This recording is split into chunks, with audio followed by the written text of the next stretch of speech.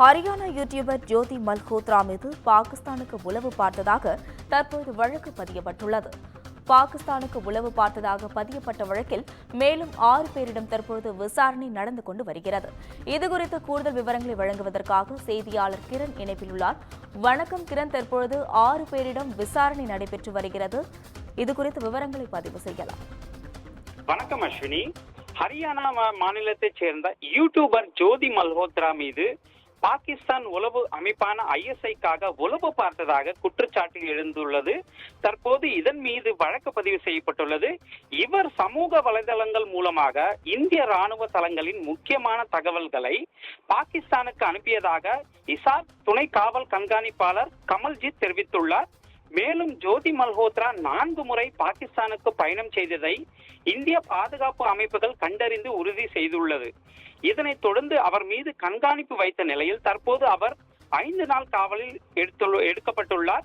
மேலும் அவரது mobile phone மற்றும் லேப்டாப்பில் ISI முகவர்களுக்குண்டான உரையாடல்கள் மற்றும் ராணுவ தளங்களின் புகைப்படங்கள் கிடைத்துள்ளதாக தகவல்கள் வெளியாகியுள்ளது.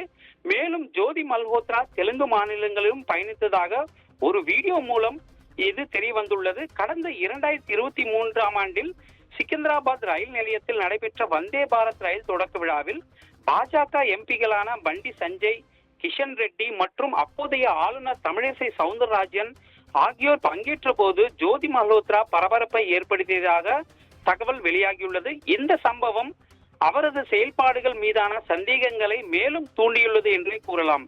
மேலும் அவரது டிராவல் வித் ஜோ என்ற யூடியூப் சேனல் மூலம் ஹரியானா, பஞ்சாப், டெல்லி பகுதிகளில் கலாச்சாரம், உணவு மற்றும் பயண அனுபவங்களை பகிர்ந்து லட்சக்கணக்கான பின்தொடர்பவர்களை பெற்றுள்ளார். இருப்பினும் 2023இல் பாகிஸ்தானுக்கு சென்ற பிறகு அவரது செயல்பாடுகள் சந்தேகத்திற்கு இடமளிப்பதாக மாறியுள்ளதாக பாதுகாப்பு அமைப்புகள் தெரிவித்தன. இந்த வழக்கில் ஜோதியுடன் மேலும் 6 பேர் காவலில் எடுக்கப்பட்டுள்ள நிலையில் அவர் மீது ரகசிய தகவல் சட்டம் மற்றும் தேசிய பாதுகாப்பு சட்டத்தின் கீழ் வழக்குகள் பதிவு செய்யப்பட்டுள்ளது குறிப்பிடப்பட்டுள்ளது. அஸ்வினி, கூடுதல் விவரங்களுக்கு நன்றி கிரண்.